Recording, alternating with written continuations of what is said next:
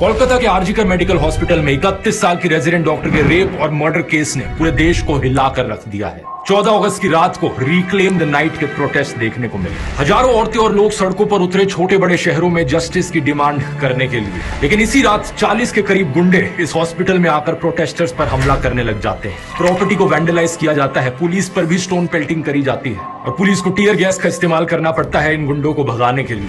कौन ये लोग थे, किस पार्टी से एफिलिएटेड थे, कोई नहीं जानता अभी। लेकिन वेस्ट बंगाल की चीफ मिनिस्टर ममता बनर्जी पर ब्लेम डाला जा रहा है इस रिपीटेड लॉ एंड ऑर्डर के फेलियर के चलते।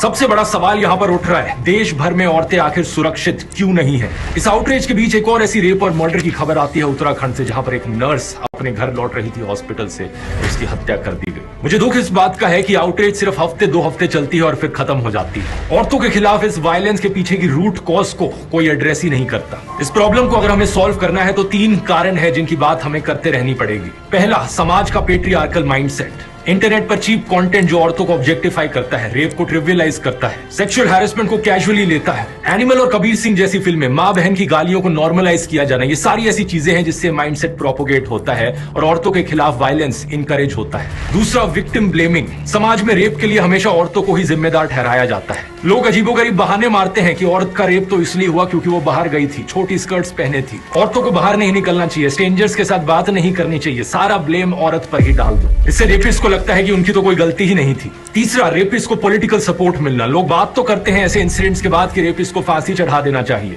लेकिन असलियत में कॉन्विक्टेड रेपिस्ट के साथ क्या होता है ये देख लो। Convicted rapist Gurmeet Ram Rahim Singh, Haryana elections की वजह से इसे जेल से बाहर का रास्ता दिखाया जाता है। 20 साल की सजा में से इसने 235 दिन तो जेल के बाहर ही बिताए हैं। बिल्किस बानो के बलात्कारियों को मालाएं चढ़ाई जाती हैं, उन्हें संस्कारी बुलाया जाता है। बृजभूषण जैसे नेताओं को ओपनली सपोर्ट किया जाता है और कोई अगर पॉलिटिशियन रेपिस्ट बन गया तो उसके फेवर में रैलियां निकाली जाती है। अगर देश को सही में औरतों के लिए सुरक्षित बनाना है तो इन 3 चीजों पर काम करना होगा।